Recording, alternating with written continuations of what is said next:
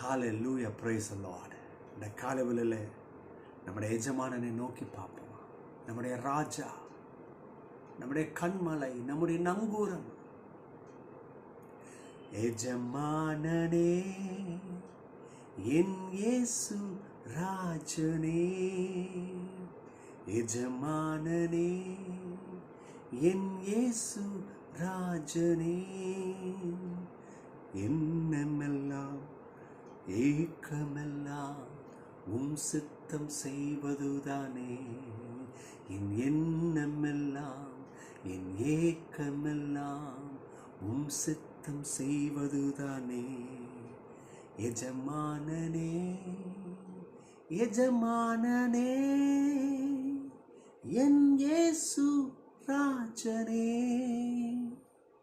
உமக்காகத்தான் வாழ்கிறேன், உம்மைத்தான் நேசிக்கிறேன், உமக்காகத்தான் வாழ்கிறேன், உம்மைத்தான் நேசிக்கிறேன். பலியாகி என்னை மீட்டீரே இயேசு, பலியாகி என்னை மீட்டீரே. பரலோகம் திறந்தீரையா, பரலோகம் திறந்தீரையா. எஜமானனே என் இயேசு ராஜனே, என் எண்ணமெல்லாம் என் ஏக்கமெல்லாம் உம் சித்தம் செய்வதுதானே. என் எண்ணமெல்லாம் என் ஏக்கமெல்லாம் உம் சித்தம் செய்வதுதானே. மக்களே, இந்த காலவேளையில் உங்களுடைய எண்ணம், அப்பா நீங்கள் என்ன நோக்கத்துக்கு என்னை உண்டு பண்ணீங்க, நான் என்ன செய்யணும்னு விரும்புகிறீங்க, நான் அதை செய்கிறேன், என்னை அர்ப்பணிக்கிறேன்னு அர்ப்பணிங்க. அதில் தான் கர்த்தர் பிரியப்படுகிறார், அதில் தான் கர்த்தர் மகிமைப்படுகிறார், அதில் தான் உங்கள் வாழ்க்கை வெற்றியே அமைந்திருக்கு. எல்லாரும் இருக்கிற இடத்துல இயேசுவே உங்கள் சித்தத்தை செய்கிறேன். நீங்கள் வனாந்தரத்தில் இருக்கலாம், வனாந்தரத்தை போல ஒரு சூழ்நிலை, நெருக்கம், படுத்த படுக்கையில் இருக்கலாம், பலவிதமான அவமானங்கள், பலவிதமான கேள்விக்குறிகள், தோல்வி. இந்த இடத்துல இருந்து ஒரு காரியத்தை செய்யுங்க. அப்படியே வேதனைப்பட்டுட்டு நான் என்னைக்கு என் வாழ்க்கையில் சாதிப்பேன் அப்படின்னா நினைக்கிறத நிறுத்திட்டு, அப்போ நான் இந்த இருக்கிற இடத்துல என்னை அர்ப்பணிக்கிறேன், உங்கள் சித்தத்தை செய்ய அர்ப்பணிக்கிறேன், உங்கள் சித்தத்தை ஆசையோடு கூட செய்யுங்க, உங்கள் விருப்பத்தை நிறைவேற்றுவேன்னு தீர்மானம் எடுங்க. உங்கள் வழி உண்டாகிறதை நீங்கள் பார்க்க முடியும். உங்களுக்கு முன்பதாக அடைப்பட்டிருக்கிற காரியங்களிலிருந்து கர்த்தர் வழியை ஏற்படுத்துவார். ஆமென். தெய்வமே, இன்னைக்கு பிள்ளைகளுடைய கண்ணீர், தோல்வி, நிர்பந்தம், தடைகள், மனக்லேசங்கள், போராட்டங்கள், இவைகளிலே நீர் செயல்பட போகிறேன். நீர் யாரென்று காண்பிக்க போகிறேன். ஆமென். இரும்பு தாழ்பால்களாக இருக்கலாம், வெண்கல கதவுகளாக இருக்கலாம், அதெல்லாம் உமக்கு லேசான காரியம். அதை உடைப்பீர். பொக்கிஷத்தை, பொக்கிஷமான ஜீவியத்தை, வெற்றியான வாழ்வை நீர் தருவீர். இப்பொழுது உங்கள் வார்த்தையில் எங்களை சகாயப்படுத்துங்கப்பா. ஆமென். ஹல்லேலூயா. சங்கீதங்களின் புஸ்தகம் 117 அதிகாரம் 2 வசனத்தை நம்ம படிக்க போகிறோம். இன்னைக்கு இந்த சங்கீதக்காரர் எப்படி சொல்கிறாரு பாருங்க, ரொம்ப அற்புதமாக சொல்கிறாரு. அவர் நம்மேல் வைத்த கிருபை பெரியது, கர்த்தரின் உண்மை என்றென்றைக்கும் உள்ளது. அல்லேலூயா. 2 விஷயத்தை பார்த்துட்டு முடிக்க போகிறோம். இந்த சங்கீதக்காரர் சொல்கிறாரு, அவர் நம்மேல் வைத்த கிருபை பெரியது. நீங்கள் உங்கள் வனாந்தரத்தை பார்த்துட்டு, போராட்டத்தை பார்த்துட்டு, உங்கள் பிரச்சனையை பார்த்துட்டு, உங்கள் பண தட்டுப்பாடை பார்த்துட்டு, திருமண காரியங்கள் கைகூடி வரல, திருமணமாகி இத்தனை ஆண்டாயிட்டு, குழந்தை செல்வம் இல்லை, இவைகள் எல்லாவற்றிலும் என்ன பண்ணுறோன்னா அப்படியே ஆட்டோமேட்டிக்காக நம்ம அந்த ப்ராப்ளத்தை தான் ஃபோக்கஸ் பண்ணுறோம். அது ஏன் எனக்கு இப்படி இருக்குது, அது என்ன இப்படி ஆட்டி படைக்குதேன்னு பார்த்துட்டு இருக்கிறீங்க. ஆனால் இன்னைக்கு வேதவசனம் வருது, நம்மேல் வைத்த கிருபை பெருசா. நம்ம நினச்சிக்கிட்டு இருக்கிறோம் நம்ம ப்ராப்ளம் பெருசு, என்னை தடுத்துக்கிட்டு இருக்கிற தடை பெருசு, என்னை வாட்டி வதச்சிக்கிட்டு இருக்கிற தரித்திரம் பெருசு, இந்த வனாந்தரமான வாழ்க்கை பெருசு. அநேகர் நினைப்பது உண்டு, எனக்கு ஏன் தான் திருமணம் நடந்ததோ, ஏன்னா போராட்டம் அப்படி இருக்கு, தப்பு செஞ்சுட்டாங்க. ஒருவேளை பல நெருக்கங்கள், சோர்வுகள், அவமானங்கள் இருக்கலாம் மக்களே. ஆனால் இன்னைக்கு இந்த காலை வேளையில் தெரிஞ்சு கொள்ளுங்க, அவருடைய கிருபை பெருசு. ஓ ஷல்லாமா தீபா, சாதாரணதல்ல. It is not ordinary. நீங்கள் நம்புனீங்களா அந்த கிருபை உங்களை எக்ஸ்ட்ராடினரியாக மாற்றும், எக்ஸ்ட்ராடினரியாக மாற்றும். ஆமென். கர்த்தர் அவ்வளோ பெரிய காரியங்களை செய்வார், ராஜரிகம் பண்ணுறாரு. நீங்கள் நம்புங்க. முதல்ல உங்கள் வாழ்க்கையில் அந்த நம்பிக்கைக்கு இடம் கொடுங்க. இன்னைக்கு அங்கே தான் இருக்குது இல்லையா? கிருபையை பெருசான்றதில் நம்மளை சூழ்ந்து இருக்கிற பிரச்சனைகளை பெருசாக நினச்சிட்டு இருக்கோம். இன்றைக்கி அதை நிறுத்திட்டு இன்றைக்கி அவருடைய கிருபை பெருசுன்னு நினைங்க இல்லையா? பல ஆண்டுகளுக்கு முன்பாக ஒருவர் வெளியூர்லேருந்து இந்த சென்னை பட்டணத்துக்கு வந்தார். அவங்க வியாபாரத்தை ஆரம்பிக்கிறாங்க. அவங்களுக்கு தெரிஞ்சது வியாபாரம் தான். ஆரம்பிக்கிறாங்க. பெரிய நெருக்கம், நினச்ச மாதிரி ஒன்றும் வரல, போராட்டம். அப்போ ஒருத்தவங்க வராங்க, ஜெபம் பண்ணுறாங்க. எந்த சபைக்கு போகிறீங்கன்னா கேட்டுட்டு, நான் ஜெபம் பண்ணட்டுமா? பண்ணுங்க ஐயா. தோல்வி, ஒன்றும் முன்னேற்றத்துக்கு ஒன்றும் வழி இல்லை.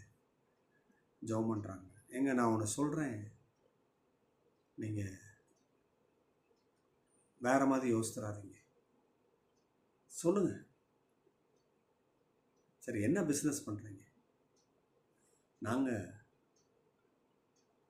இந்த டெக்ஸ்ட் புக் இருக்குது பாருங்கள், அந்த ப்ரீகேஜி, எல்கேஜி, யூகேஜி, இதை மொத்தமாக வாங்கிட்டு வந்து அங்கங்கே கொடுப்போம்.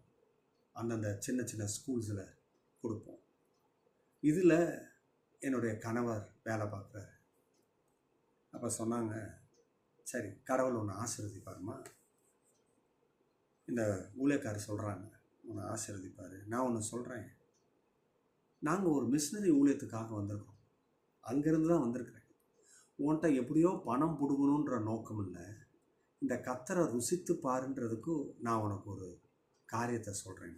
நம்ம சொல்லுங்க, நீ உன்னால் முடிஞ்ச ஒரு காணிக்கையை கொடுக்க ஆரம்பிமா, மாதந்தோறும் இந்த இடத்துல ஜெபக்கூட்டம் நடக்கும், நீ வா.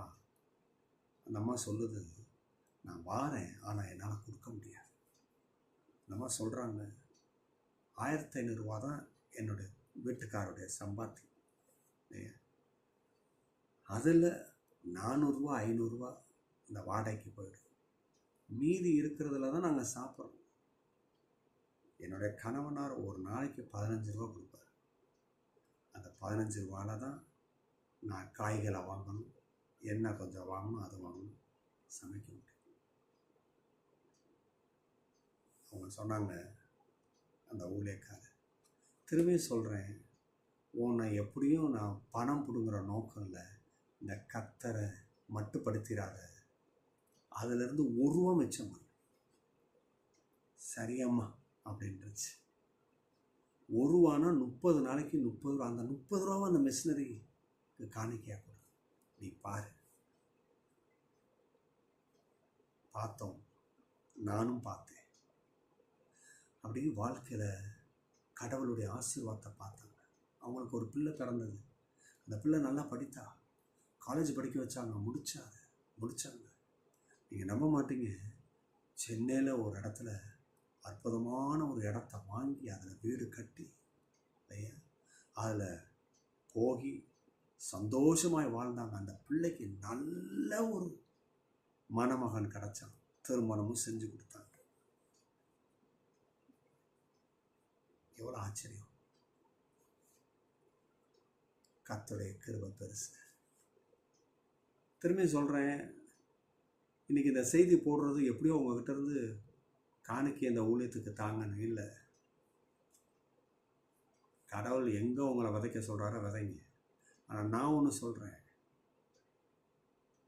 ஏன் இன்னைக்கு இந்த காணிக்கைகளை உங்கள் இடத்துல நான் பேசிகிட்டு இருக்கிறேன்னு சொன்னால், இந்த காலை வேளையில் ஒரு மனுஷனுக்கு ரொம்ப முக்கியம் இந்த பணம், இந்த சம்பாத்தியம். அது வந்தோன்னே என்ன நினச்சிட்றான், என் உழைப்பு, என் திறமை, ஆக இதில் தான் வந்ததுன்னு. அந்த இடத்துல தான் கர்த்தர் உங்கள் விசுவாசத்தை ஆரம்பிக்க சொல்கிறாரு. இல்லைப்பா, இந்த வேலைக்கு நீ இத்தனை நாள் போன பற்றியா, சுகத்தோடு கூட திறமையோடு கூட இதெல்லாம் நான் இந்த வேலைனால உனக்கு சம்பாத்தியம் வரலப்பா, என் கிருபனால தான் உனக்கு சம்பாத்தியம் வருது. அதை அந்த அறிஞ்சு கொள்ளு. ஆகவே தான் காணிக்கினால தசம பாகத்தினாலே கனப்படுத்துங்கன்னு சொல்கிறார் கர்த்தர். மற்றபடி இங்கேருந்து ஊழியக்காரங்கள் ஆகிய நாங்கள் வாங்கி ஒரு செக்கு போட்டு டிடி போட்டு பரலோகத்துக்கு அனுப்பி வைக்கல. அதை நாங்கள் எங்களுக்கு செலவு பண்ணுறோம், எங்கள் குடும்பத்துக்கு செலவு பண்ணுறோம், ஊழியத்துக்கு செலவு பண்ணுறோம், திருச்சபைக்கு செலவு பண்ணுறோம், தேவையில்ல பிள்ளைகளுக்கு செலவு பண்ணுறோம். இது உண்மை. இது தேவனுடைய ராஜ்யம். அநேக ஆத்துமாக்கள் கட்டப்படுறாங்க. அப்போ கவனிங்க, கர்த்தருடைய கிருபை பெருசு, குறைச்சி இடம் போட்டுறாதீங்க.